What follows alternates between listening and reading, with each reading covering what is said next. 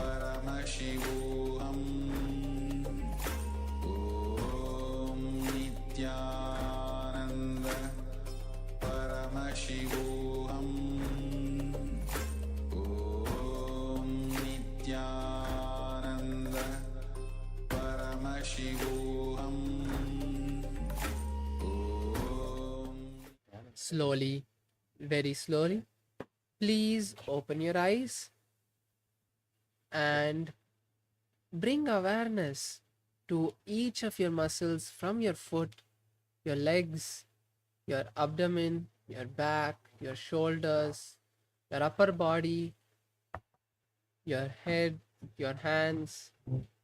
And now, slowly bend your knees and bring them to the chest.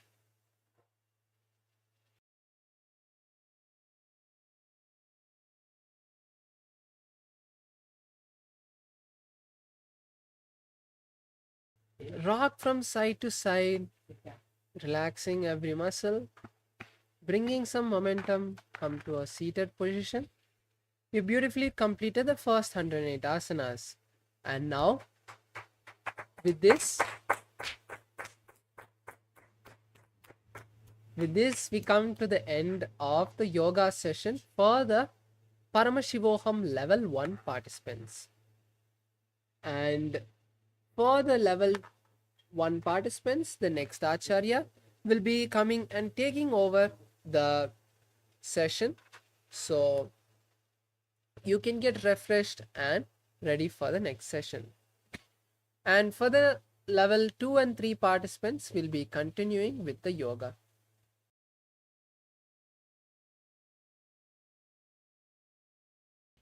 Now we'll be continuing with the Dvitiya Vinyasa Krama's first asana, which is the Yathashanishtasana.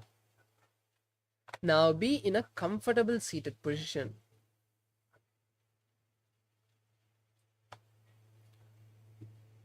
Place your hands in Bindu Mudra and place the hands on your respective knee. Visualizing Swamiji in your inner space, start performing the Samana Kumbhaka. Hold the japa Om Nithyananda Paramashivoham in your inner space, and as much as you remember, perform the Mula Bandha throughout the sequence.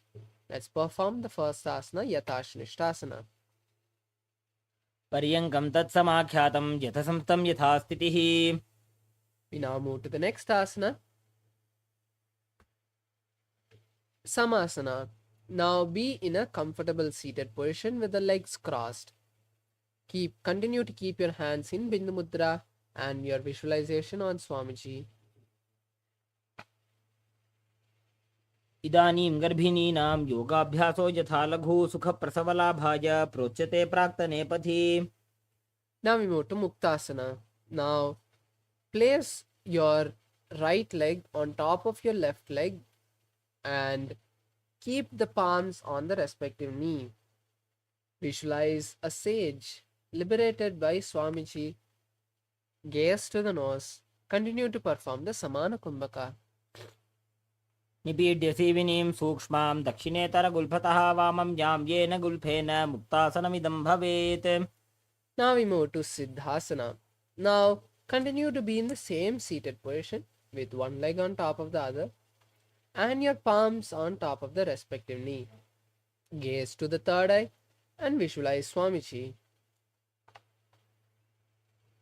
Sthanassamyamitendriyo chaladrisha pashyan bhruvorantaram chaitanmokshakapata-bhedajanakam siddhasanam prochate. The next asana is Siddhyasana. Now keep the legs in the same position and the palms on the knees. Gaze to the floor in front of you and perform the Mahamudra Bandha. All the three bandhas together, the Mula, Udyana and Jalandhara Bandha together, visualizing Swamiji. Vamapadake idijano sivani madhitasakotano. Next is Rudrasana 2. Now release the Mahamudra Bandha and visualize Lord Rudra. Place the hands in Bindu Mudra on the respective knee. Gaze to the third eye and continue to perform the Samana Kumbhaka. Vamacharana paridachina rakhe ekajugati aise vididakhe.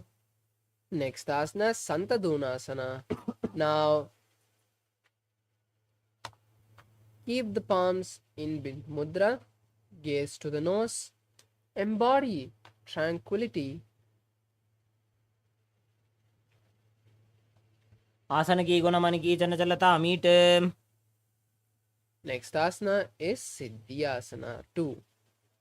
Now continue to keep the legs in the same posture as you just cup the palms and place them in front of the navel. Visualize Swamiji in your inner space. ऋजुकाय समासीन सिद्धासनमुदीरितं प्रसार्य भुवि पादौ तु दोर्भ्यामङ्गुष्ठमादरात्. Next is Bandhayoni Asana.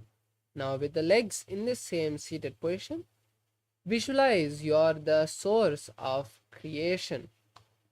With that visualization, let's perform the Shanmukhi Mahamudra, which is locking the ears with the thumbs, closing the eyes with the index and middle fingers, closing the nose with the ring finger and the mouth with the little finger.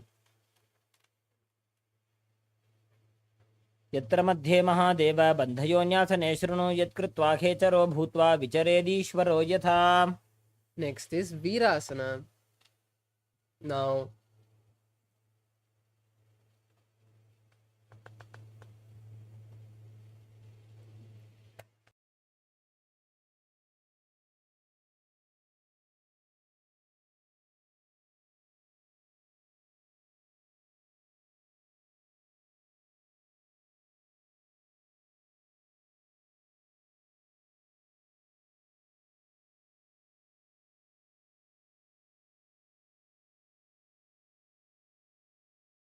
Now with the legs in the same crossed position, place your hands on top of the knees with the fingers touching, with the tips of the index and thumbs touching in Bindu Mudra.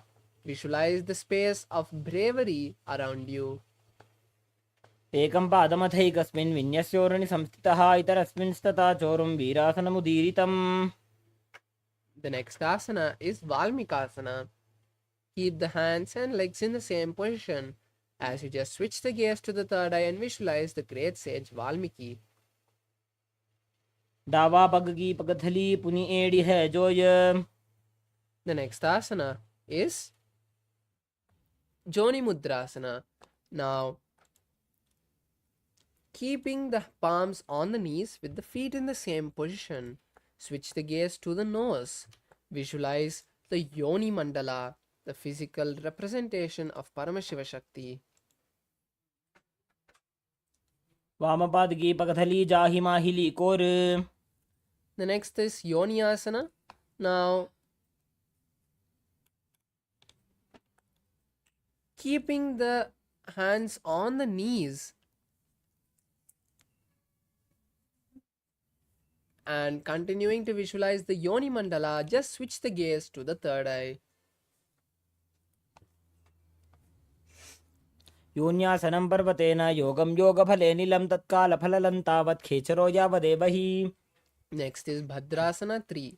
Now bring the soles of the feet together and place the palms around the respective feet. Visualize Lord Veerabhadra, gaze to the nose and perform the Udyana Bandha. गुल्फौ च वृषणस्यादः सीवन्त्याः पार्श्वयोः क्षिपेत सव्यगुल्फं तथा सव्ये दक्षगुल्फं तु दक्षिणे. Next is Aghorasana. Now place your left hand on the left knee and with the right hand, let's perform the Abhyantara Kumbhaka, which is inhaling through the left nostril, holding the breath, inhaling through the right nostril, holding the breath, and then inhaling through and then exhaling through the nose, left nostril. With this Kumbhaka being performed, visualize an Aghori, gaze to the third eye, roll the tongue and touch the back of the throat in Kechari Mudra. पूर्व कहो भिश्रिका जोजी वाही विधिजो की जैसोजी.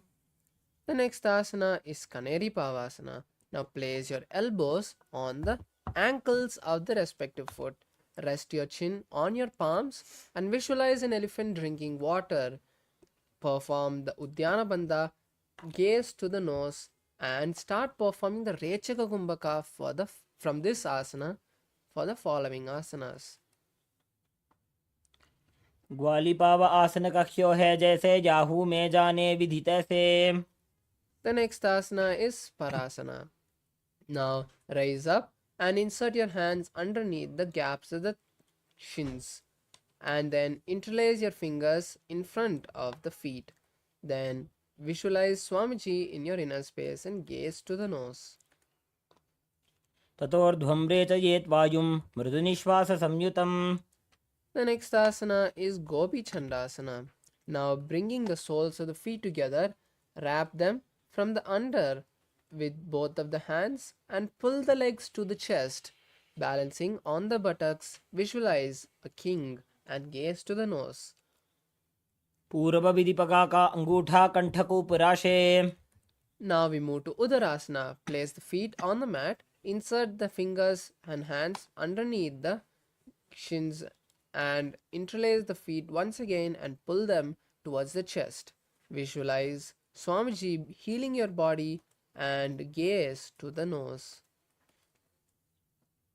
दोवु पगदली संपुट ठाने उबे हस्तकरी उरद हिताने अंगुष्ठ दोवु समटहरावे चिबुकनी चेता ही लगावे.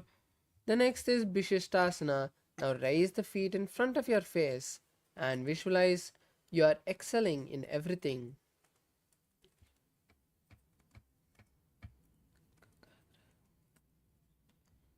दोवु पगदली जोड़ी संपुट करे. The next asana is Bhujasana. Now place your knees on the respective shoulders and from the inside wrap the soles and interlace the fingers behind the neck. Visualize a cobra in your inner space. शिरासनं तु विज्ञेयं कक्षासनमतः परं ग्रीवासनं च परमं भुजासनमिहोच्यते. The next asana is Kalyanasana. Now keeping the feet knees on the respective shoulder, this time interlace the fingers under the lower back. Visualize a beautiful goddess and gaze to the nose. दोवु हाथपकमी च आने तिनको गोडानी चेठाने. The next asana is Sankatasana. Now sit on your left heel and with your right leg cross the left leg and keep the right leg by the left hip. Then keep the palms on opposite knees and visualize a beautiful swan. Start performing the Ujjayi Kumbhaka. This Kumbhaka is inhaling, holding the breath and exhaling, making an ocean-like sound. वामपादं चितेर्मूलं संन्यस्य धरणीतले पाददण्डेन जाम्येन वेष्टयेद्वामपादकम्. The next asana is Dhenukasana. Now slide the left heel outside the perineum and keep it by the right hip. Keep the hands this time interlaced on the top knee, visualizing a cow. Perform the Udyana Bandha. अनुषागी Nagar पंचडं वृषिः लिन्दगल्यम्नी. Next is Machandrasana. Now place the right leg on the left thigh and the left leg on the right knee. Now turn outside of to the right side, keeping the right hand on the left thigh and the right hand from behind the back on the left thigh. Then visualize Swamiji in your inner space and gaze to the third eye. वामजङ्गपरदक्षिणठाने वामहस्तपिष्टी दिश आने. Next is Machandrasana to untwist the body and hold the feet and slowly lower the body and place the forehead on the mat. Visualize Swamiji in your inner space. प्रथमजी मनोचर्णजोजी वामजङ्गपरिराख्ये sooji.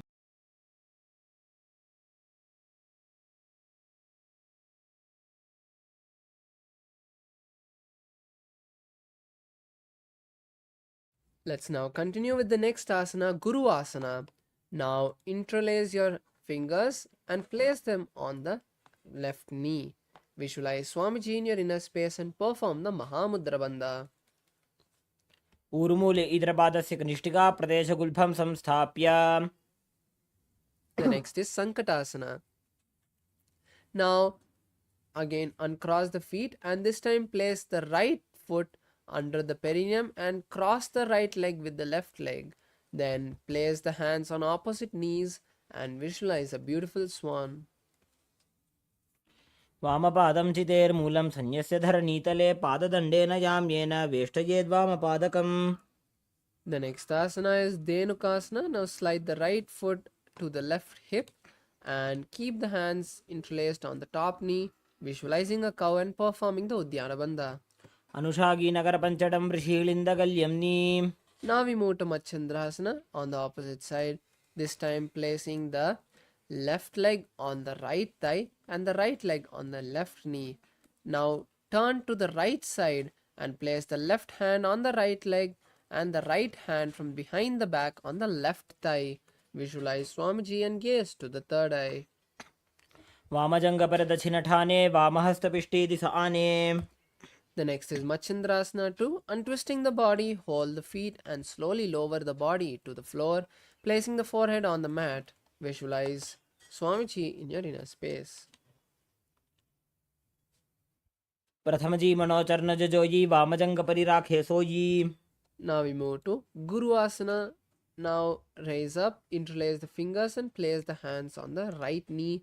Visualizing Swamiji, perform the Mahamudra Bandha. Urmule Idrapadasya Ganishtika Pradesha Gulpham Samsthapya. Now we move to Pashasana.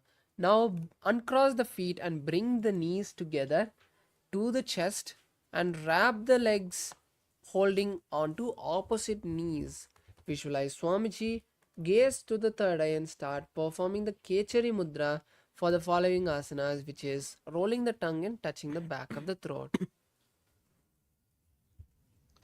Urmule Idrapadasya Ganishtika Pradesha Gulpham Samsthapya. Now we move to Bidokasana, as you just hold on to opposite wrists in the same position and rest the chin between the knees. Visualize Swamiji, gaze to the nose and perform Kechari Mudra. दोवो पगदली भूपरिधरे कोरमाहिली ऐसे करे कोरमिलाजी उकड़बई से जंगा छाती अग्रणी वैसे. Now we move to Kurkatasana, as you place your hands underneath the shins and calves, wrapping the thighs and holding on to opposite elbows. Visualize Swamiji and gaze to the nose, performing the Kechari Mudra. दोवो हाथ पग बाहर लियावे गोड़ा नीचे ले टहरावे. Now we move to Sumati Asana. Now cross the right leg over the left in the same position and visualize the great sage Sumati, gazing to the nose and performing the Kechari Mudra. मूलद्वारी धरती परिठाने डावा पग परिदछपद आने. The next asana is Dandasana. Now be seated with your legs stretched forward. Interlace your fingers from the inside out and stretch them above the head. Visualize Swamiji in your inner space and gaze to the nose, performing the Mahamudra Bandha. इदानीं गर्भिणीनां योगाभ्यासो यथा लघु सुखप्रसवलाभाय प्रोच्यते प्राक्तनेपथि. Next asana is Arambhasana. Now slowly lower the body onto the legs and hold the big toes with the index and middle fingers in Pranamudra. Visualizing Swamiji, start performing the Nadi Shodhana Pranayama for the following asanas, which is inhaling, visualizing the prana travel from the foot to the head and then exhaling. दोवो पग मिलिवा पसारी पगा का अंगूठा पकड़ी लीलाट गोड़ा लगावे. The next asana is Bhidokasana. Now raise up, bring the knees apart and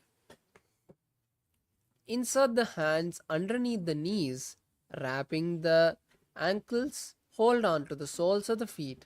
Then visualize Swamiji, gaze to the third eye. प्रथम बैसी दो पाव पसारी कछुक उर्द को कुरडो डारे. The next asana is Chalandari Pavasana. Now raise up and bring the soles of the feet together, close to the perineum. Insert the hands underneath the shins and place the forehead on the soles of the feet, visualizing Swamiji and gazing to the nose. दोवो एड़ी मैली के दीजे हाथ पसारी. Next is Urdhva Paschimottanasana. Now raise up and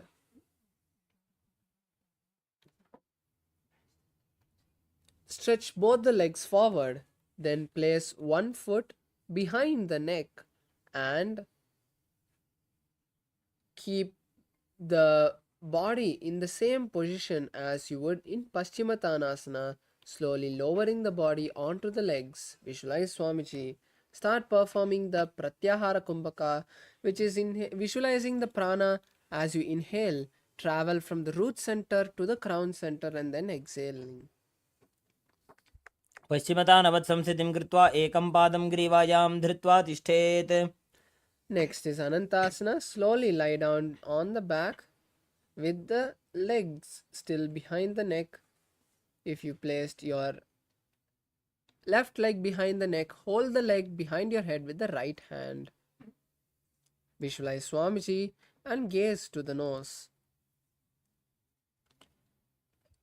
उत्तानशयनी एकैकं पायी ग्रीवायां विन्यस्य. Now slowly roll onto the elbow of the hand holding the leg and keep the other hand by the side of your body, visualizing you are Parandama.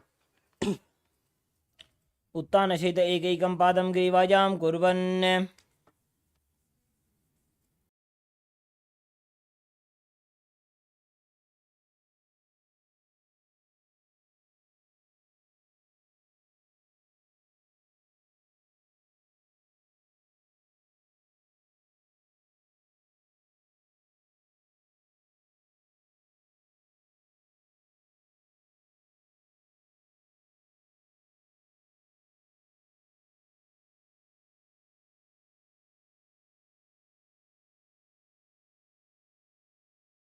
Now we move to the next asana, Drishasana. As you bring the knees to the chest, wrap your legs and rock from side to side, visualizing Swamiji in your inner space. उत्तानशयनं जानुनी हृदयवष्टम्भ जङ्घासहित ऊरूनि करद्वये बद्ध्वा सव्यापसव्यं लोडयेत्. Now we move to the next asana, Urdhva Paschimottanasana on the opposite side. Now once again place one leg. This time it can be your right leg behind the head and slowly place the head on the knees, visualizing Swamiji. पश्चिमतानवत् संस्थितिं कृत्वा एकं पादं ग्रीवायां धृत्वा तिष्ठेत्. Now lie down on the back with your leg behind the head, holding your right leg with the left hand, visualizing Swamiji. उत्तानशयनी एकैकं पायी ग्रीवायां विन्यस्य. Now we move to Anantasana, slowly rolling onto Ankushasana, slowly rolling onto the elbow, holding the foot behind the head, visualizing Swamiji in your inner space. उत्तानशयित एकैकं पादं ग्रीवायां कुर्वन्. And now we move to Yoga Nidrasana. Lie down on your back and one by one place each foot behind your head and visualize Swamiji in your inner space, gazing to your nose. पादाभ्यां वेष्टयेत् कण्ठं हस्ताभ्यां पृष्ठबन्धनम्. Now we move to Atma Ramasana.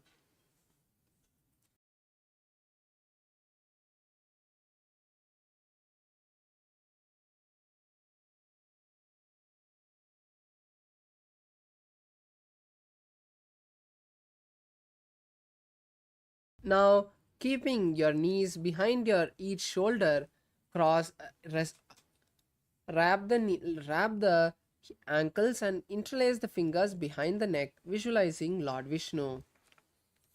Atmaram आसन प्रथम सुधोसो वे. Now we move to Kochikasana. Now bring the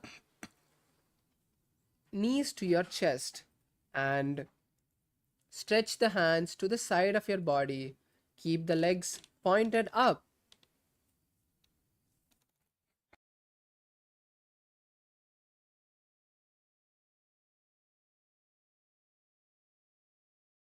Visualize Swamiji and gaze to the third eye. दो हाथ चीदा सा करे तनसो ube Sapa करे.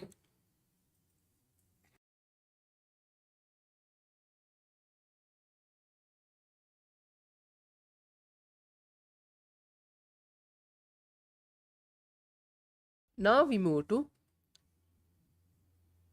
Jatara Parivritti 1, 2 and 3. So now come to a seated position with your legs stretched, and then lie down on your back.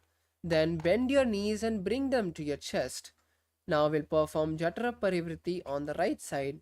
Continue to visualize Swamiji throughout this sequence of 6 asanas.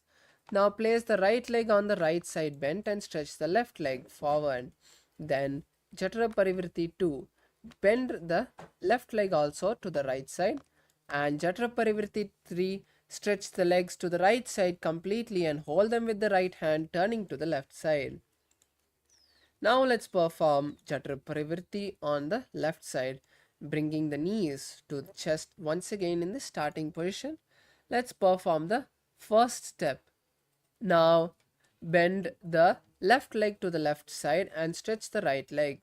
Then bend the right leg to the left side also, and Jatara Parivritti 3. Stretch both the legs to the left side, holding both the legs with the left hand and turning to the right side.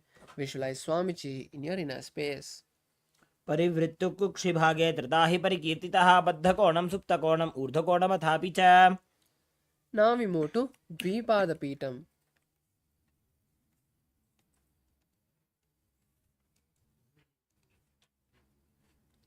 Now lie down on your mat with your knees bent and soles of the feet flat on the mat. Then lift the hips off the mat, visualizing a sturdy bridge gazing to the nose. प्रतिक्रियायुतं द्वन्द्वपीठः सर्वबलप्रदं गर्भिणीनां दुर्बलानाम् इति Gargi जगादनु. Now we move to Paryankasana. Lower your hips to the mat. Keep your legs in the same position and place the hands next to your head with the palms facing towards your body. Lift the hips off the mat completely with the head and visualize a stone furniture. उत्तानशयनं हस्ततलाभ्यां भूमिं वष्टभ्य. Now we move to Shotanasana. Now lie on your back and bring the knees to the chest and your hands to the shoulders. Rotate your legs in a circular motion, visualizing yourself as a playful dog. Start performing the Sahaja Kumbhaka, which is inhaling, holding the breath and exhaling comfortably. शरीरं संस्थाप्य जानुनी सम्मील्य नाभुवानी च. Now we move to the next asana, which is Viparita Karani. Now placing your hands on the hips, kick your legs and shoulders off the mat. And then slowly place your hands on the ground. Visualize Swamiji in your inner space and start rotating your legs in a circular motion. शरीरं संस्थाप्य जानुनी सम्मील्य नाभुवानी च. Now we move to Viparita Karani to stop the rotation and continue to visualize Swamiji. करणी विपरीताख्या सर्वाधिव्याधिनाशिनी नित्यम् अभ्यासयुक्तस्य जाटराग्निविवर्धनी. Now we move to Langalasana. Slowly lower the legs behind your head and keep the hands behind the back, interlacing the fingers. Visualize a plow. नरकासने स्थित्वा नासिकाप्रदेशे भूमौ पादपृष्ठे स्थाप्य. Next is Shaita Paschimottanasana. Now slowly bring the hands from behind the back and hold the respective foot. Visualize Paramashiva. तानं शयित्वात् कुर्वीत शयितपश्चिमतानकम्. Now we move to the next asana, Suptakonasana.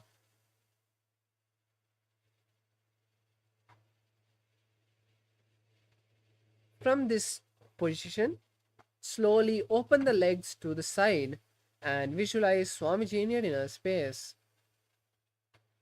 परिवृत्तिकुक्षिभागे त्रिदाहि परिकीर्तितः बद्धकोणं सुप्तकोणम् ऊर्ध्वकोणमथापि च.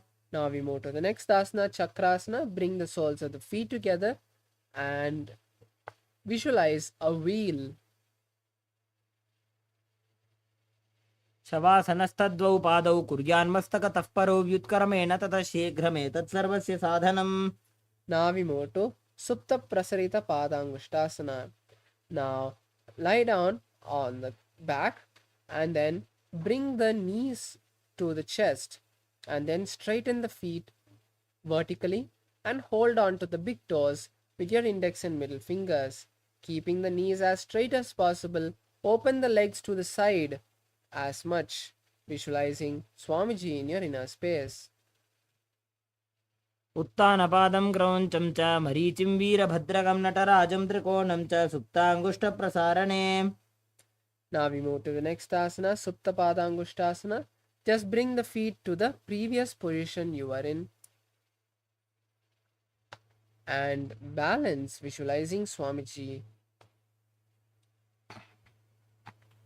उत्तानपादं क्रौञ्चं च मरीचिं वीरभद्रकं नटराजं त्रिकोणं च सुप्ताङ्गुष्ठप्रसारणे.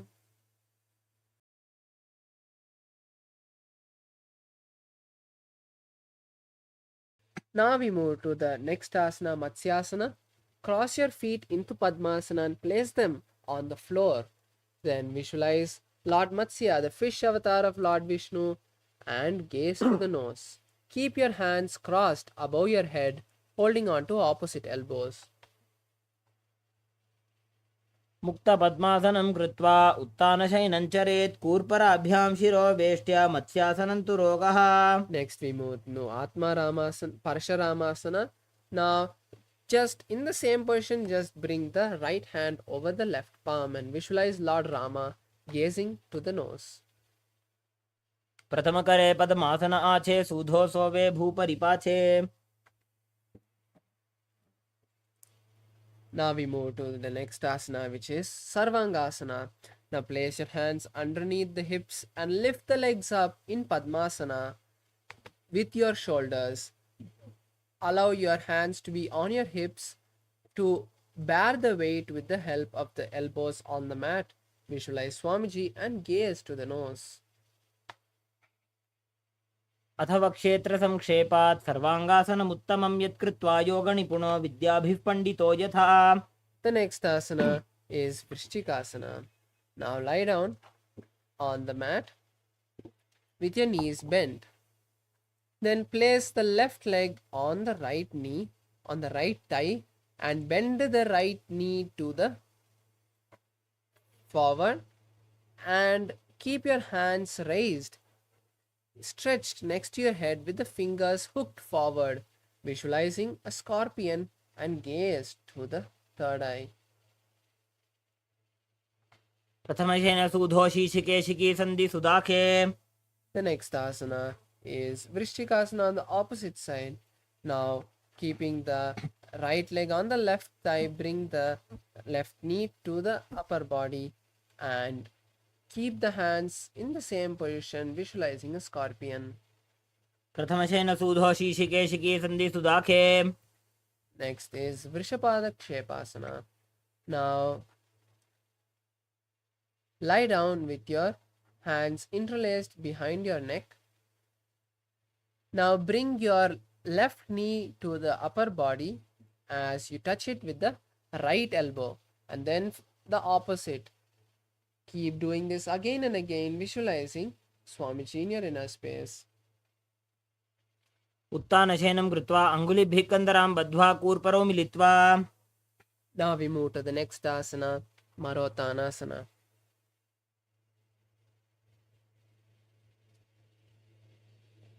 Bring one knee at a time to the upper body.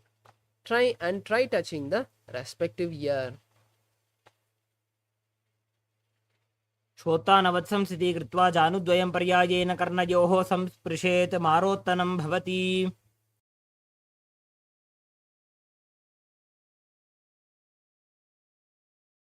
Now we move to the next asana, Vrikasana.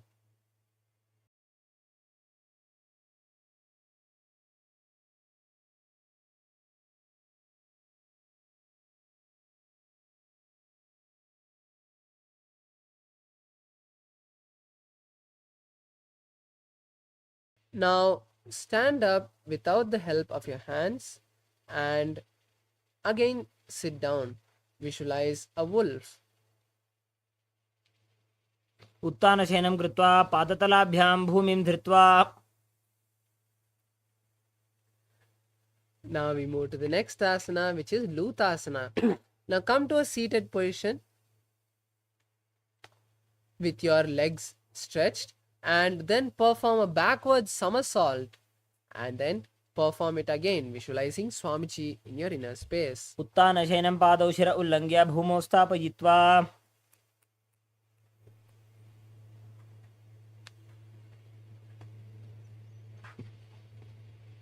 Now we move to the next asana, Saratasana. Now lie down on your stomach with your hands by your shoulders and visualize a chariot as you contract your lips, inhale and exhale, making a whistling sound. निब्जशयनं कृत्वा नाभिं भूमौ निधाय स्तम्भद्रस्ताभ्यां भूमिं वष्टभ्य Now we move to the next asana, which is Dehalyulanghanasana. Now come to a plank position and jump both your feet repeatedly between your hands and back to a plank position. Visualize Swamiji and see yourself transcending your body and mind. हस्तद्वयं बद्ध्वा तन्मध्यचरणद्वयम् उड्डानैव बहिरानीय अथ नजेत्. Now we move to Jatyasana. Now keep all four limbs on the mat and walk back and forth like an elephant. Start performing the Sahaja Kumbhaka. अथ जात्यासनं वक्ष्ये येन जातिस्मरो भवेत्.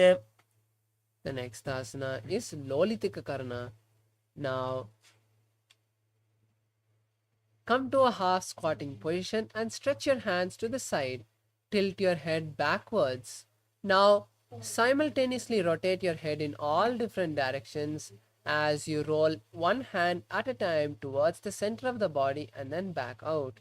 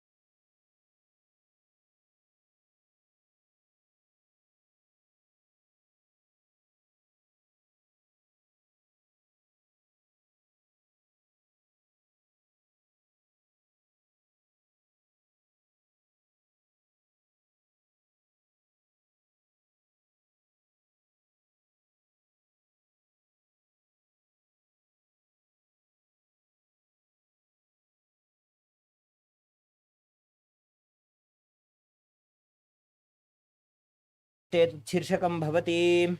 Now we move to the next asana, which is Parshvajanukarna. Now stand on one foot and raise the other foot to the chest. Hold the raised foot with the respective hand and the palm in a fist. Place the other hand on the respective thigh. Relax as we move to Tandavasana. Now stretch one leg and sit down and stand up. Keep the hands stretched. Visualize Paramashiva dancing. एकेन पादेन स्थातव्यं ताण्डवासनं भवति. Now we move to the next asana, Brahmanasana. Now place one leg on the opposite thigh and keep your hands by the side of the body. Visualize Lord Brahma. ब्राह्मणासनमावक्ष्ये यत् कृत्वा ब्राह्मणो भवेत्. Now we move to the next asana, which is Garudasana 3. Now with the raised leg, wrap the other foot and simultaneously cross both the hands, bringing the palms together. Visualize Lord Garuda and perform the Sajakumbhaka. उत्तानकूर्मपीठं च सिंहद्गारुडमेव च वातायनं गोमुखं च भारद्वाजं त्रिविक्रमम्. The next asana is Ekapadasana. Now bring one foot this time and place it in front of the opposite thigh. Visualize Swamiji in your inner space and continue to perform Sajakumbhaka. दक्षाङ्घ्रिं वामपादस्य जङ्घोपरि निधाय च.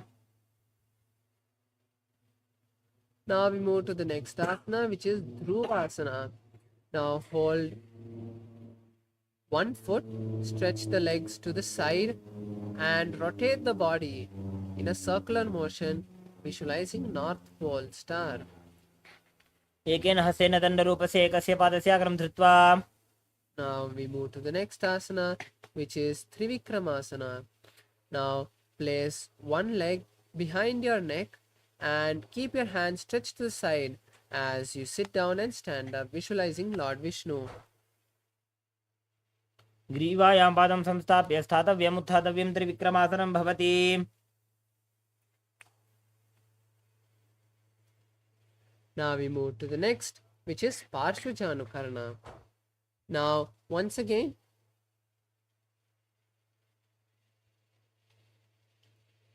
bring one knee to the chest and hold the raised leg with the opposite hand, with the respective hand, and keep the palm in a fist.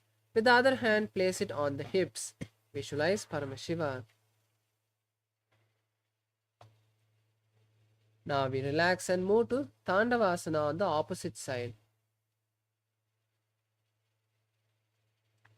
Now stand with one leg stretched forward, stretch both the hands and sit down and stand up. Visualize Paramashiva dancing. एकेन पादेन स्थातव्यं ताण्डवासनं भवति. Now we move to the next asana, Brahmanasana on the opposite side, as you place the one foot on the opposite thigh and stand with both your hands by the side. Visualize Lord Brahma blessing you. ब्राह्मणासनमावक्ष्ये यत् कृत्वा ब्राह्मणो भवेत्. Now we move to the next asana, which is Garudasana 3 on the opposite side. Now place with the raised leg, wrap the opposite foot and then simultaneously wrap the hands, bringing the palms together in front of your face. Visualize Lord Garuda. उत्तानकूर्मपीठं च सिंहद्गारुडमेव च वातायनं गोमुखं च भारद्वाजं त्रिविक्रमम्. Now we move to the next asana, which is Ekapadasana on the opposite side, as you place one foot in front of the opposite thigh, visualizing Swamiji in your inner space, keeping the hands by the side of your body. दक्षाङ्घ्रिं वामपादस्य जङ्घोपरि निधाय च. Now we move to the next asana, which is Dhruvasana on the opposite side. Now hold one leg with the respective hand and stretch the leg to the side of your body. Rotate the body, visualizing a star. एकेन हस्तेन दण्डरूपस्य एकस्य पादस्य अग्रं धृत्वा. Now we move to the next asana, which is Trivikramasana on the opposite side. Now place one foot behind your head and sit down and stand up, visualizing Lord Vishnu. ग्रीवायां पादं संस्थाप्य स्थातव्यम् उत्थातव्यं त्रिविक्रमासनं भवति.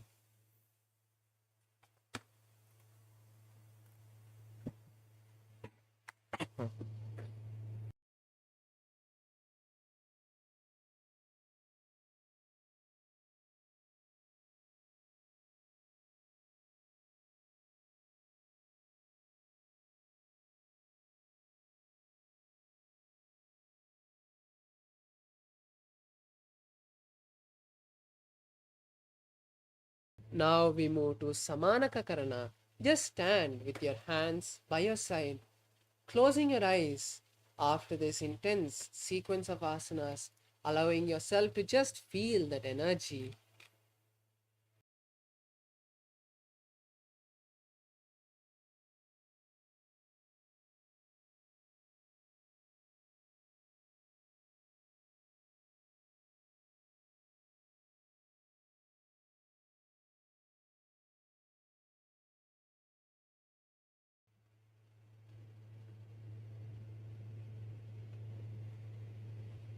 Now let's get ready for the final 100 asanas of this sequence. Starting off with Gorak Anjali Asana. As you stand on the mat, squat down and bring your arms from the outside in between the legs. Interlock your fingers in front of your navel in Parusha Mudra. As you visualize the great sage Goraknath, the founder of the Natha Yoga Hindu Sampradaya. Start breathing in Jivachara Kumbhaka. Inhale deep. Hold your breath and freely move the prana through your body, through the limbs of the body, upwards and downwards along with your mind. प्रथमहि उभो होजे बाहुरी नीचो पुनिहोवे. Next is Kanchi Asana. From a squatting position, now interlock your fingers around your lower back, behind your back, as you visualize Swamiji in your inner space. ऊरु मध्यात् हस्तौ निवेश्य नितमं धृत्वा पादतलाभ्यां भूमिं वष्टभ्य.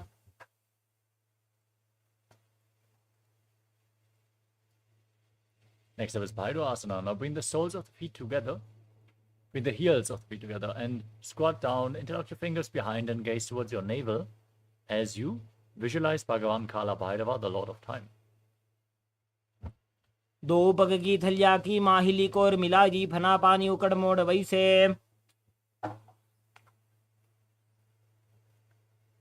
Next up is Varaha Asana. As you squat down with your heels together, separate your toes of the feet. Join your hands in Anjali Mudra and raise them up above your head. Bring the fingers pointing down behind your neck. As you gaze to your nose and visualize yourself as Varaha, the war avatar of Lord Vishnu. पागथली की माहिली core मिला जी फना पानी उकड़ मोड़ वैसे. Next up is Prapitasana. Now hold onto your big toes in Prana Mudra and then raise your hips up to the same level as your knees as you visualize Swamiji in your inner space. पार्श्वद्वये सम्मील्य स्थित्वा नितमं जानप्रदेश आनीय तिष्ठेत्.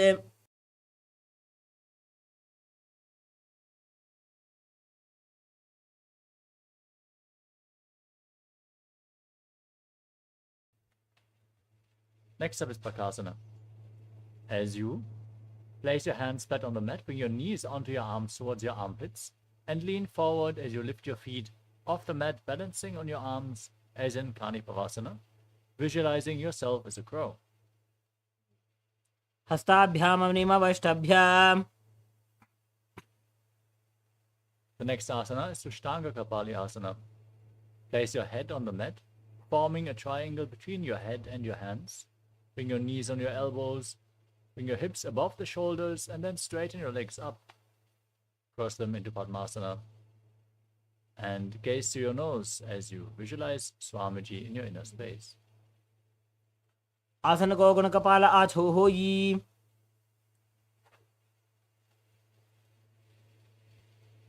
Next up is Guptasana. Sit in a kneeling posture. Keep your heels outside the hips, the toes touching behind. Place your hands on the knees, gaze to your nose, and visualize you are sitting in the secret seat with Paramashiva and Guru. जानुर्वोरन्तरे पादौ कृत्वा पादौ च गोपयेत् पादोपरि च संस्थाप्य गुदं गुप्तासनं विदुः.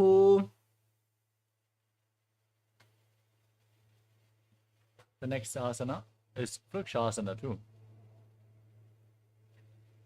You can lean against a wall or ask a partner to assist you in the performance of this asana. Everyone should perform this asana to purify all the 7 chakras. Now place your hands on the ground and raise your legs up into a handstand. As you breathe calmly through your nose in Sahaja Kumbhaka and visualize yourself as a tree with deep roots growing into the ground. सप्तचक्रक्षालनाय वृक्षासनविशेषकान्.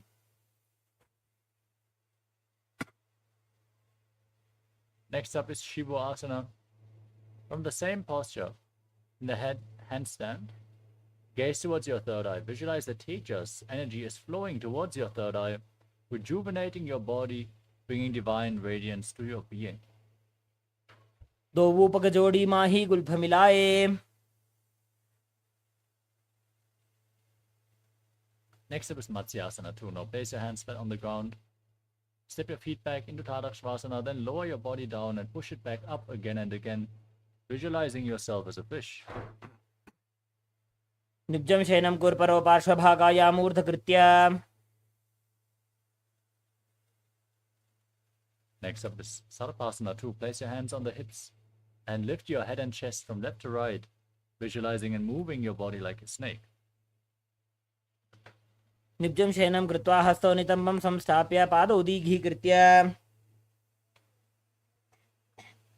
Next up is Nidhalambanasana. Now bring your elbows on the ground in front of you. Place your hands in Padma Mudra, the lotus mudra, and rest your chin on your hands as you feel self-supported and completely independent.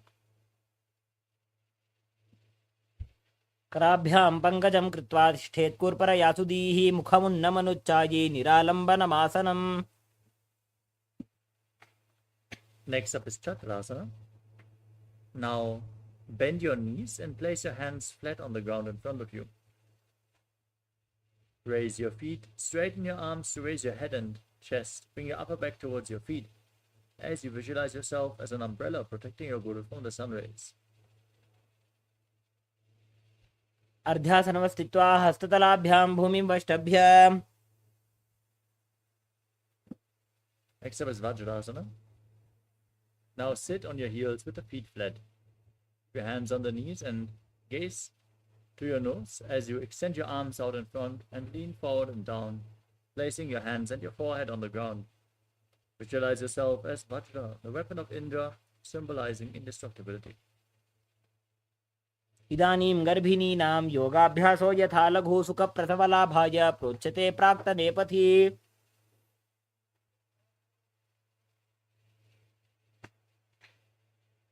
Next up is Meshasana.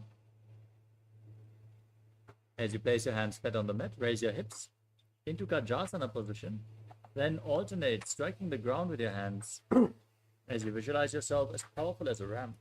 गजासन संस्थितो एकैकं बाहुं भूमौ ताडयेत् मेषासनं भवति. Next up is Ajasana. Now place your hands on the mat, raise your legs up into a handstand and then lower your face down towards the ground, visualizing yourself as unborn, existing for all eternity.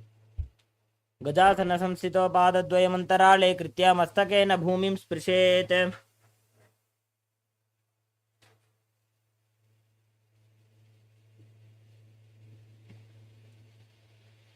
Next up is Sthanantarasana. Now sit in a kneeling posture and hold on to your feet. Bring the toes towards your perineum and then place your hands on top of your knees. Gaze to your nose and visualize Swamiji in your inner space as you breathe in Ujjayi Pranayama. Make an ocean-like sound with your mouth on the in and exhalation. पूर्व विधि परिहाता की काकसीस्यो फणा शरामोडी. Next up is the Angamotanam.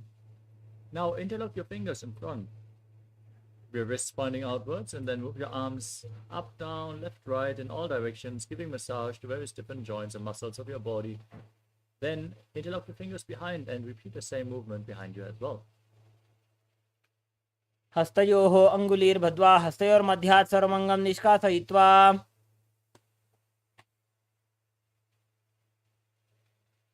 Next up is Garudasana 4. As you sit in a kneeling posture, turn your feet to the sides so they are pointing outwards. Now keep your calves and thighs flat on the ground and your hands on top of the knees as you visualize yourself as Lord Garuda flying Lord Vishnu and Lakshmi on his back. जङ्घोरुभ्यां धरां पीड्य स्थिरकायोद्विजानुना. We move on to Ananda Mandirasana. Now join the soles of the feet behind your back and sit on your heels as you hold onto your ankles with your hands, gaze to your third eye, and visualize yourself residing in the blissful space of a temple. अथ वक्षे वीरनाथ आनन्दमन्दिरासनं यत्कृत्वा अमरो धीरो भवत्येवेह साधकः.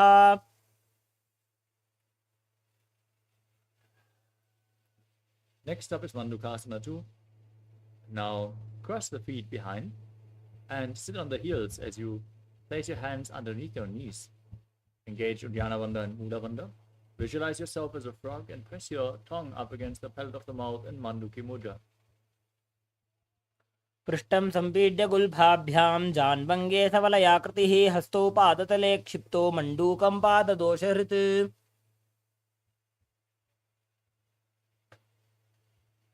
Next up is Narasimhasana. Now tuck the toes and sit on raised heels. Place your hands on the ground in front of you, thumbs touching. As you gaze to your nose and visualize Narasimha, the lion man avatar of Lord Vishnu, as you forcefully exhale again and again with your force, with your tongue stick out of the mouth. दोवु फणापाणि होय वैसे AD Mailer गुदानि वैसे समशरीरनी काटहरावे NASA अग्रदृष्टि को ल्यावे.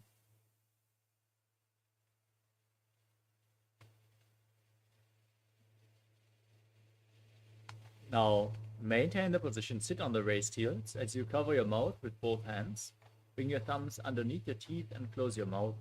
Inhale through the right nostril, exhale through your mouth in Vishlaka Pranayama as you gaze to your nose and visualize yourself as Devi, victorious over all your fears. दो पका की AD Joji गोड़ा फनोवान पुनि होई.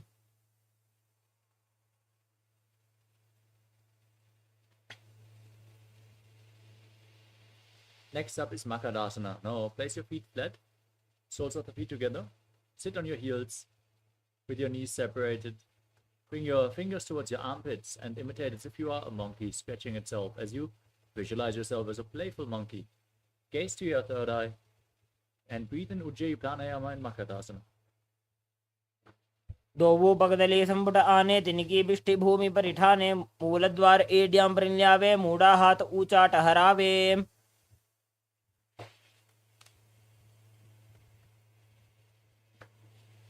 Next up is Vajrasangadasana. Now bring the soles of the feet together and separate your knees.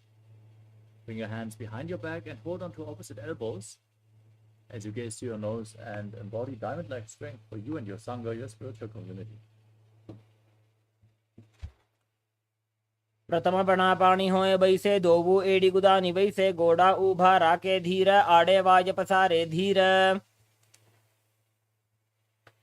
Next up is Kanjanasana. Now place your knees on the ground and overlap your feet as you sit down on your heels. Keep your hands flat on the ground next to your body. Gaze to your nose and visualize perfect health beyond any and all physical or mental ailments. Performing Uddiyana Bandha, the abdominal lock, and Mula Bandha, the root lock. खञ्जनासनमावक्षे यत्कृत्वा सुस्थिरो भवेत् पृष्ठे पादद्वयं बद्ध्वा हस्तौ भूमौ प्रधारयेत्. Next up is Kurmasana. Now maintain the same position but place your hands on top of your knees and make your upper back and neck stiff like the shell of a turtle as you visualize yourself as a turtle with a stable body and mind living for centuries as you gaze to your nose. गुल्फौ च वृषणस्याधो व्युत्क्रमेण समाहितौ ऋजुकाय शिरो ग्रीवं कूर्मासनमितीरितम्. Next up is Yogasana. Now, maintain the same posture. Keep your hands on the knees, but relax your upper back and neck. Gaze to your nose and visualize Swamiji in your inner space. गुदं नियम्य गुल्फाभ्यां व्युत्क्रमेण समाहितः योगासनं भवेदेतदिति योगविदो विदुः.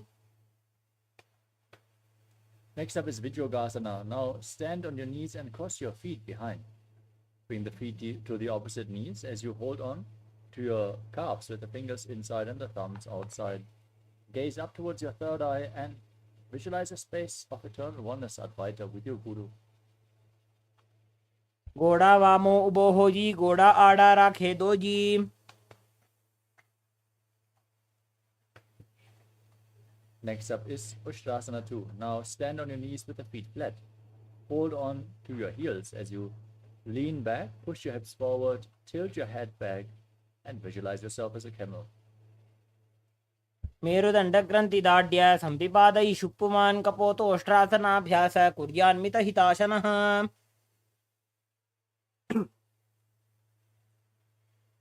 Next up is Jati-asana 2. As you lean back, hold onto the soles of the feet, place your elbows on the ground and then the back of your head as well. Gaze to your nose and visualize yourself as a lotus blooming. दो वेडी संपुट करे सोले मूलद्वारित रिधरे.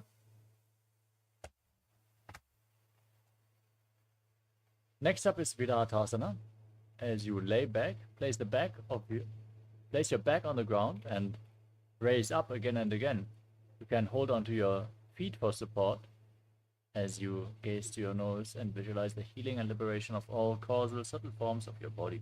जंगा पृष्ठभूमो निधाय जंगोदरजोः ऊर्नि संस्थाप्य पृष्ठवंशं वारं वारं स्पृशेत्. The next asana is Kapotasana.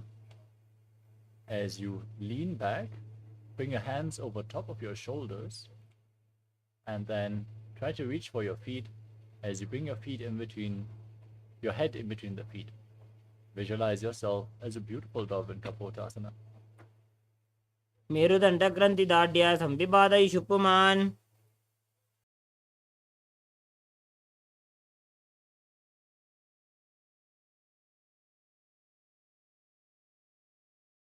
Next up is Padasana. Now stand on your knees with the toes tucked.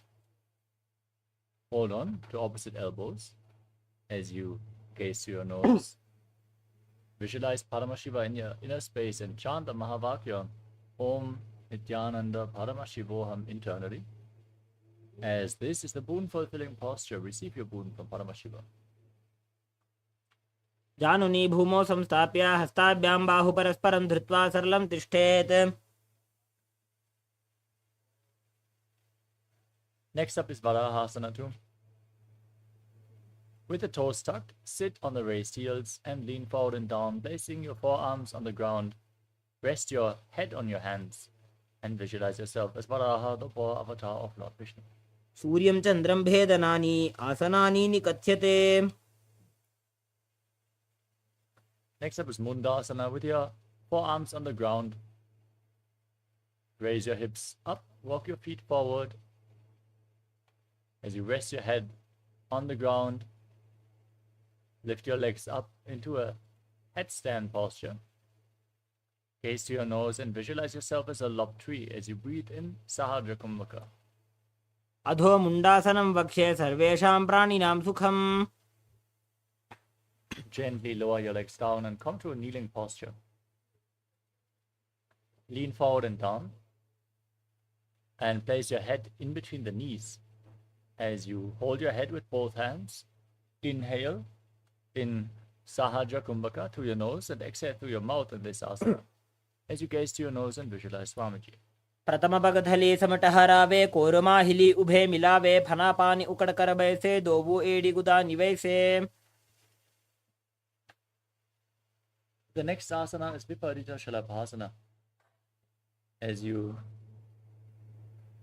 lay down on your stomach, extend your arms over top of your head hold on to weights. If you want to intensify this asana, as you lift your arms, your chest, and your entire legs off the mat, keep your back engaged intensely as you visualize yourself as a locust. शलभासन भेदाश्च नटभेरुण्ड नामके गण्डभेरुण्ड सहिते शीर्षदण्डासनं तथा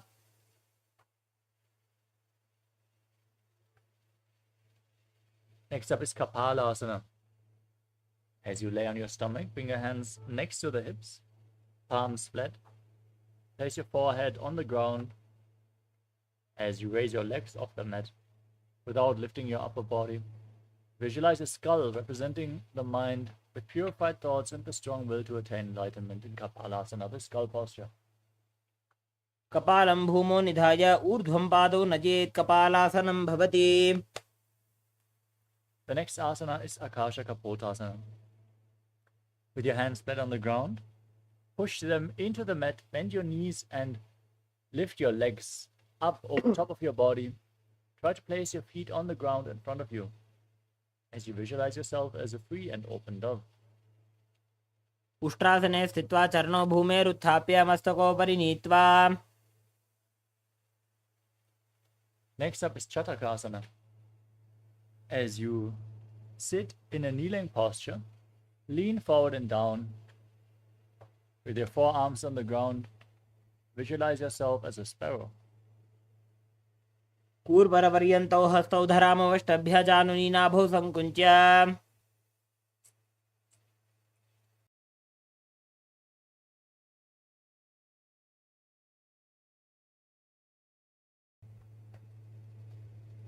The next asana is Vrishchikasana too. As you bring your forearms on the ground, bring your legs up over top of your body, bend them and balance. Try to touch the back of your head with your hands as you visualize yourself as a scorpion.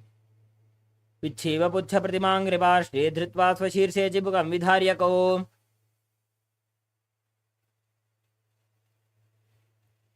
The next asana is a Vrishasana. Now sit on the right heel and keep the left foot outside the hip. Keep the left toes pointing to the side. Hands on the ground in front of your knees as you visualize yourself as a bull. Forcefully inhale through your nose in Antarangaka Kumbhaka. Hold your breath for a short while. And then again, exhale through your nose slowly in Vrishasana, the bull posture. याम्यगुल्फे पादमूले वामभागे पदेतरं विपरीतं स्पृशेत् भूमिं वृषासनमिदं भवेत्.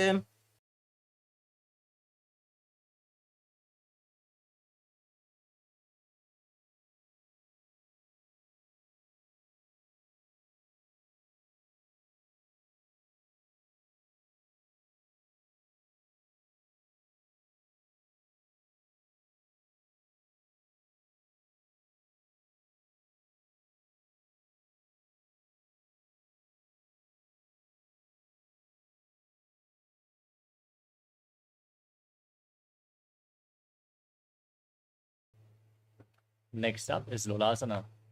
Now with your hands flat on the ground in front of you, lift your knees off the mat and then lift your feet up as well. Cross the toes behind your back as you place the toes of the left foot over the right. Visualize Swamiji in your inner space in Lolasana. लोलासनं सदा कुर्यात् वायुलोलापघातनात्. Next up is Vrishasana on the other side. Sit on the left heel, keep the right foot outside the hip as you visualize yourself as a bull. याम्यगुल्फे पादमूले वामभागे पदेतरं विपरीतं स्पृशेत् भूमिं वृषासनमिदं भवेत्. Next up is Balagunasana. Now tuck the toes of the left foot and sit on the left heel. Bring the right knee towards your chest. As you place the right foot flat on the mat, place your hands on the knees and visualize Balagunahai, one of the 84 siddhas in your inner space. आसन को गुण जल विकार जाई.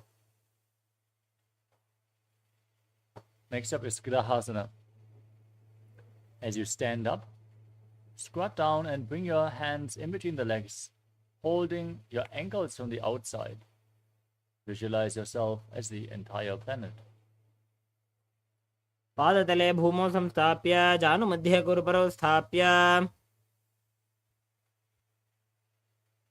Next up is Balagunasana. Now, tuck the toes of the right foot and sit on the right heel. Keep the left foot against your knee and visualize Balagunahaya. आसन को गुण जल विकार जाई. Next up is Utkatasana. Now sit on raised heels with the knees together, hands on top of the knees. Hold on to weights if you want to intensify this asana as you visualize Swamiji in your inner space. युजास्पिजोस्ति यत ऊर्वजानु यत्रासने पादतलद्वयोपरि.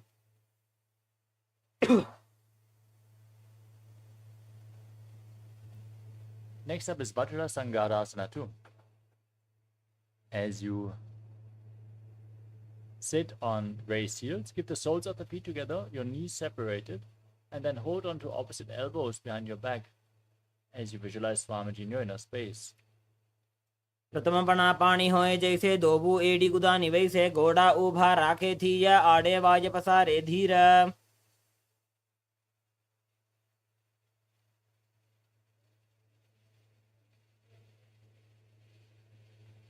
Next up is Anilasana.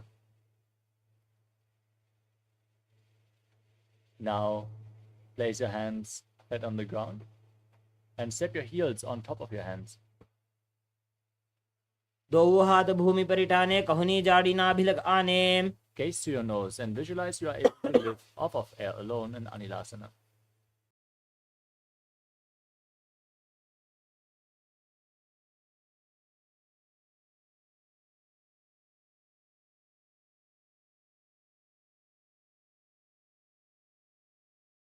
Next up is Padukasana. Now place the back side of your hands on the ground and step your feet on top of your hands, wrapping your hands around the feet like shoes and walking around on the mat, visualizing yourself wearing padukas, walking all across India. दो हाथ भूमि पर इठाने कहुनी जाड़ी नाभिलग आने.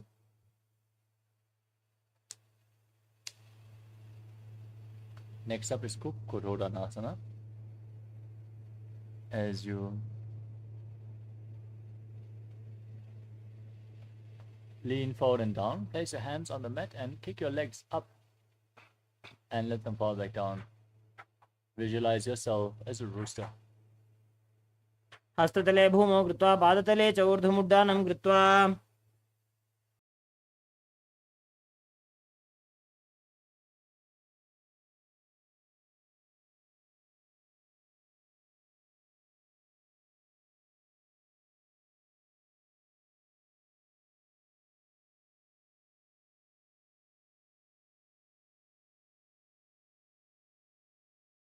Next up is Viparita Nirjasana. As you place your hands on the mat and kick your legs up into a handstand, move around on two hands, dancing, as you feel yourself become free of all inhibitions. हस्ततलाभ्यां भूमिं वष्टभ्य ऊर्ध्वपादाग्रे कुर्वन्. Next up is Kunjarasana. Now separate your feet, lean forward and down, keep one hand on the mat and hold your head with the other hand. As you visualize Swamiji in your inner space, breathe calmly through your nose in Sahadra Kumbhaka. अथ वक्षे महादेव कुञ्जरासनमुत्तमं करेणैकेन पादाभ्यां भूमौ तिष्ठेत् शिरःकरः. Now place the other hand to the mat. Repeat Kunjarasana on the other side. अथ वक्षे महादेव कुञ्जरासनमुत्तमं करेणैकेन पादाभ्यां भूमौ तिष्ठेत् शिरःकरः.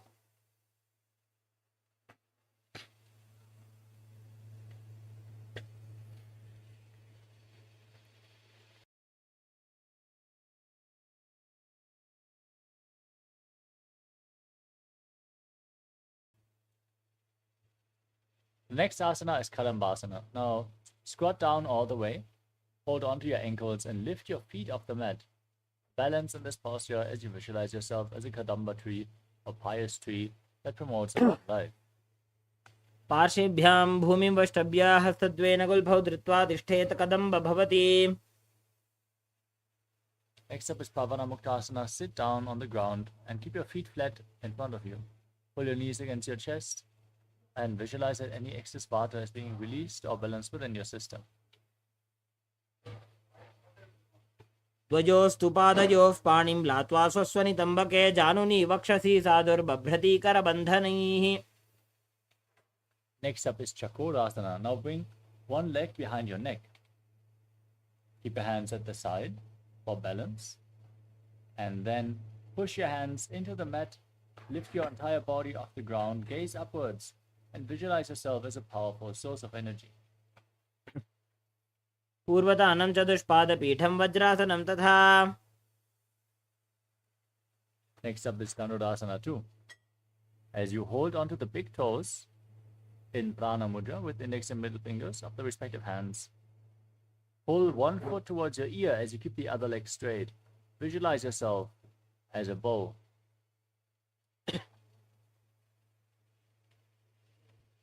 पादाङ्गुष्ठौ तु पाणिभ्यां गृहीत्वा श्रवणावधि धनुराकर्षकाकृष्टं धनुरासनमीरितम्. Next up is Ashtavakrasana. Now place one leg over the respective shoulder and hook the other foot over top as you extend your legs out to the side. Lean forward and down. Lift your body off the mat and balance, visualizing yourself as a flying crane. वासिष्ठमथ कौण्डिन्यम् ऊर्ध्वकुक्कुटमेव च. Next up is Pranasana. As you place one foot on top of the opposite thigh, place the other foot flat, raise the knee and bring your shoulder underneath the raised knee. Gaze to your third eye and visualize you are immortal and able to exist solely on prana. एतत् प्रभेदं वक्ष्यामि करोति यस्य चामरः. Next up is Parshvamasendrasana. Now gaze to your third eye as you bring the left heel to the right hip, step the right foot over top of the left knee, twist your elbow outside the raised knee, bring the arm below and interlock your fingers behind your back as you visualize Sage Matsendranath. पार्श्वाभ्यां धृत्तते यास्तु पार्श्वमत्स्येन्द्रमुत्तमम्. Next up is Chakorasana on the other side. Lift the other leg behind your neck. Extend the opposite leg forward. Gaze up and lift your body off the mat as you visualize yourself as a powerful source of energy. पूर्वतानं चतुष्पादपीठं वज्रासनं तथा.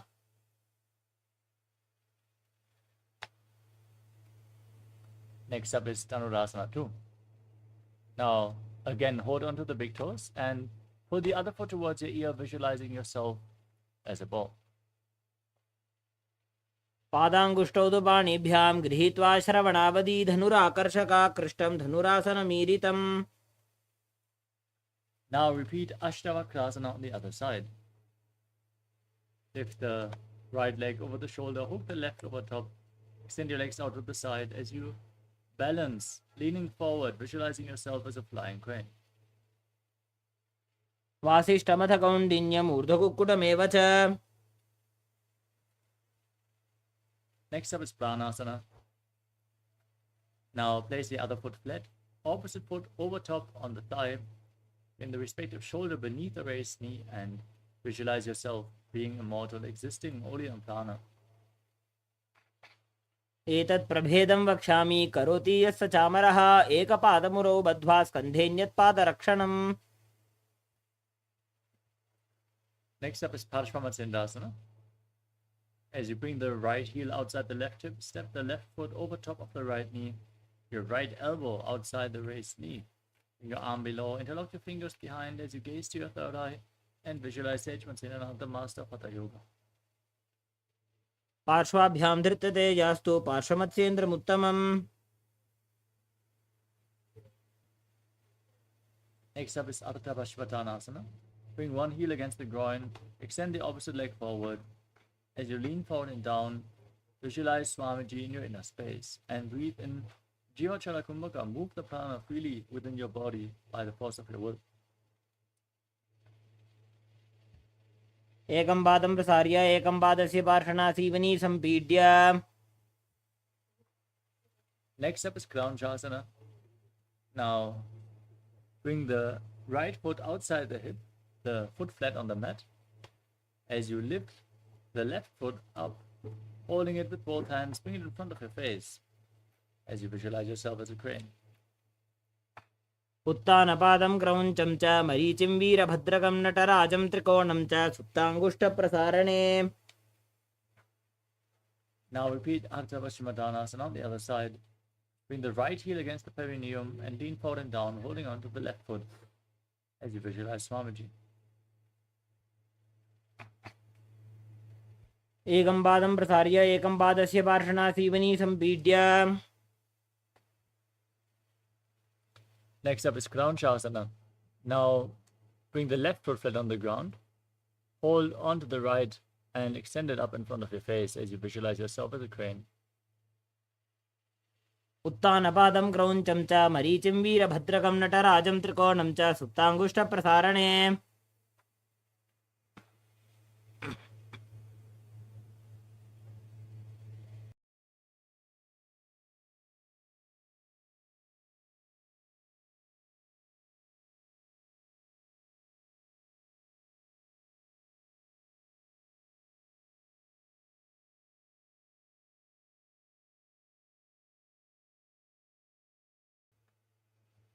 Next up is Swastikasana. Now sit in a comfortable cross-legged position and pull your feet in between the thighs and calves as you gaze to your nose.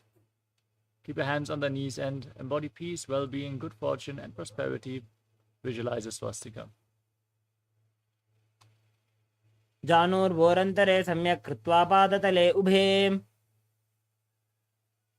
Next up is Gorakshasana. Now maintain the same posture but cover your heels with your hands. Gaze to your nose and visualize the great sage Goraknath, the founder of the Natha Yoga Hindu Sampradaya, as you perform Chalandara Bandha, the throat lock, and Mula Bandha, the root lock, in Gorakshasana. जानूर्वोरन्तरे पादौ उत्तानो व्यक्तसंस्थितौ. Next up is Bhagasana 2. Now bring the left heel against the perineum and the right foot on top of the left thigh. Gaze to your third eye. Visualize Swamiji. Meditate on Arihanta, the enlightened one, as you close your sense organs with your hands, your lips with your little fingers, your nostrils with the ring fingers, your eyes with index and middle fingers, and your ears with your thumbs. वामपार्श्वोक्तं संस्थाप्य दक्षाङ्घ्रिवामजघने.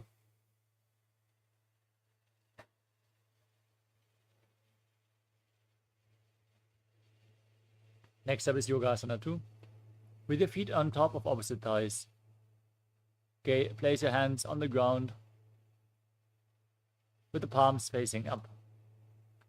Gaze to your nose, visualize Swamiji and breathe in Kakachantra Kumbhaka. Keep your mouth in the shape of the beak of a crow and inhale through your mouth. Cool down your system in Kakachantra Kumbhaka. उत्तानौ चरणौ कृत्वा संस्थाप्योपरि जानुनोः. Next up is Urudra Kukkutasana. Now bring your hands in between the legs and at the side of your body. Keep your hands at the side of the body. Palms flat on the ground and lift your entire body off the mat. Visualize yourself as a rooster as you balance above ground. वासिष्ठमथ कौण्डिन्यम् ऊर्ध्वकुक्कुटमेव च. Next up is Siddha Haratali Asana. Now bring your hands in between the legs, place them flat on the ground, gaze to your nose, stay seated on the ground, don't lift your body up as you visualize Swamiji in your inner space.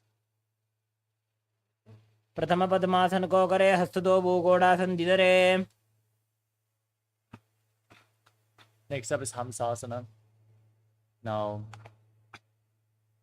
press your hands into the mat, lift your body off the ground with your hands in between the legs, sitting in Padmasana as you visualize yourself as an elegant swan. Kukkutasana स्थित्वा स्कन्धपर्यन्तं मूरोनि नीत्वा. Next up is Karmukasana. Now Push your hands in between the thighs and calves and lean forward as you push your hands behind your back, interlock them in Padmasha Mudra, press them into the mat and place your forehead on the ground as you visualize yourself as Pinaka Lord Shiva's bow.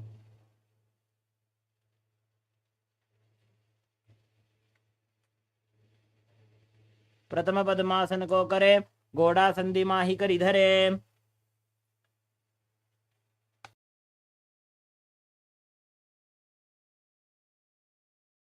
Done. Next up is Kurmasana too. Now bring your hands in between the legs and bend your elbows upwards so you can hold on to the respective shoulders. Visualize yourself as a turtle living for centuries. By जंग पर दक्षिण पावा, दाई जंग पर by ल्यावा. Next up is Granthi Bedasana. Bring your chin to the chest, gaze to your nose, and visualize cutting through all the knots, the granthis in your body.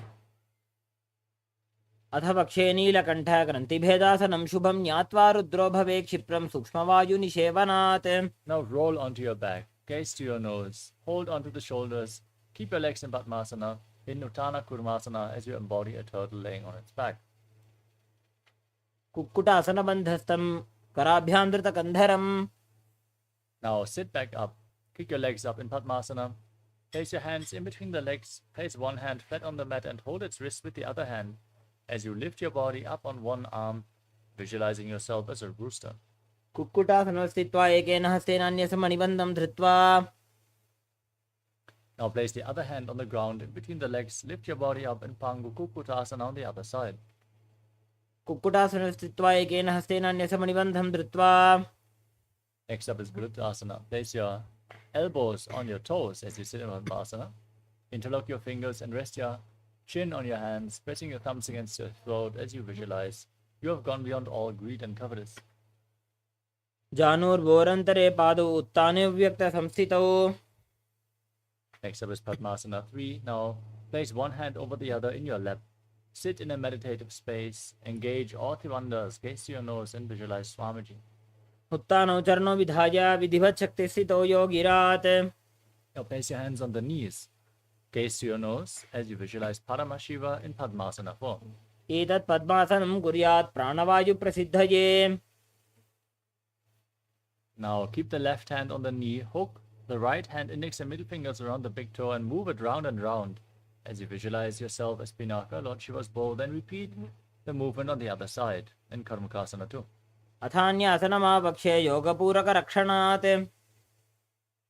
Next up is Karmakasana 3. Sitting in Padmasana, cross your arms behind your back and then hold on to the big toes in Prana Mudra. Engage all Trivandhas, gaze to your nose and visualize yourself as Pinaka, Lord Shiva's bow.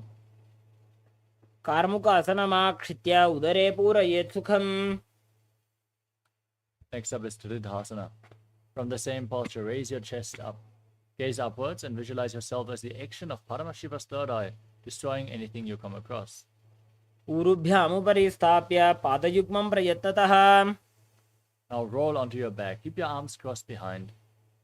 In Nagrasana, as you gaze to your nose, visualize yourself as a snake and breathe calmly through your nose in Sahadra Kumbhaka.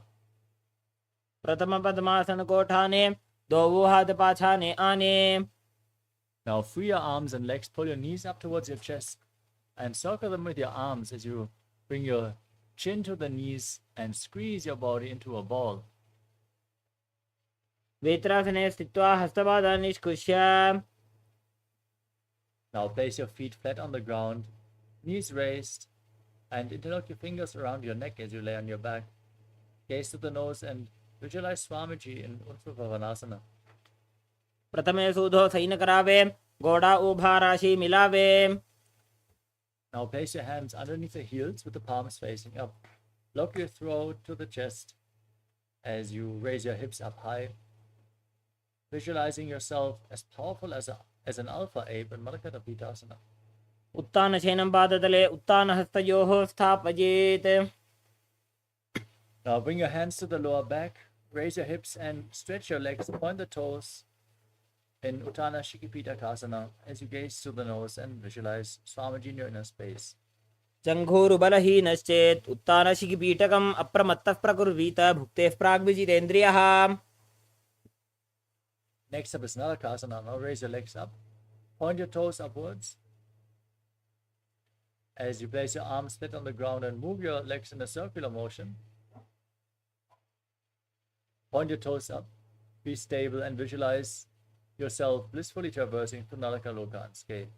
ग्रीवाकण्ठेन भूमिं विष्टम्भ पादाग्रद्वयमूर्धमुत्त्रजेत्. Now bring your hands to the lower back and straighten your entire body as you lower your legs down. Engage your core. Visualize yourself as a boat crossing the ocean of samsara and Tiryanakasana. ग्रीवाकण्ठेन भूमिं विष्टम्भ. Now bring your hands back to the mat. Point your toes up. Be sturdy and stable like a flagpole in Vajrasana as you visualize yourself as the KAILASA flag respected across all nations. तिर्यन्नौकावते ग्रीवापृष्ठकोर्परीः भूमिं वष्टभ्य. Now lay down on your back. Keep your hands at the side of the body. Form the Shakti Charan Mudra. Forcefully pull the Kundalini Shakti up along your spine, all the way to the Brahmarandha, the crown of your head. Visualize that your body is dead.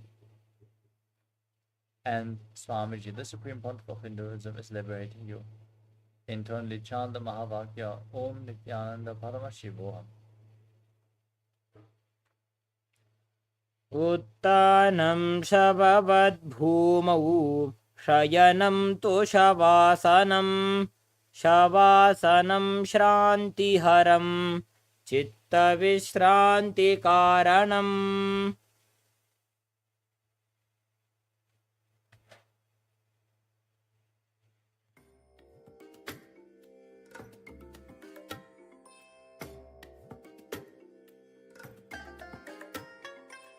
I bless you all. Let you all open all your three eyes and manifest the powers of Mahasadashiva. Om Nithyananda Paramashivoham. Om Nithyananda Paramashivoham. Om Nithyananda Paramashivoham. Om Nithyananda Paramashivoham. Om Nithyananda Paramashivoham. Om Nithyananda Paramashivoham. Om Nithyananda Paramashivoham. Om Nithyananda Paramashivoham. Om Nithyananda Paramashivoham. Om Nithyananda Paramashivoham. Om Nithyananda Paramashivoham. Om Nithyananda Paramashivoham. Om Nithyananda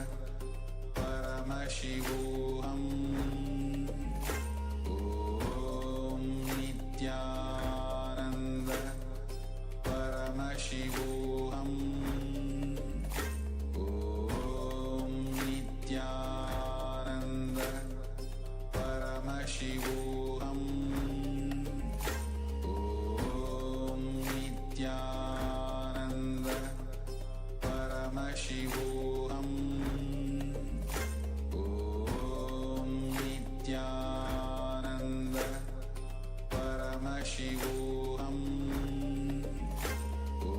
Om Nithyananda Paramashivoham. Om Nithyananda Paramashivoham.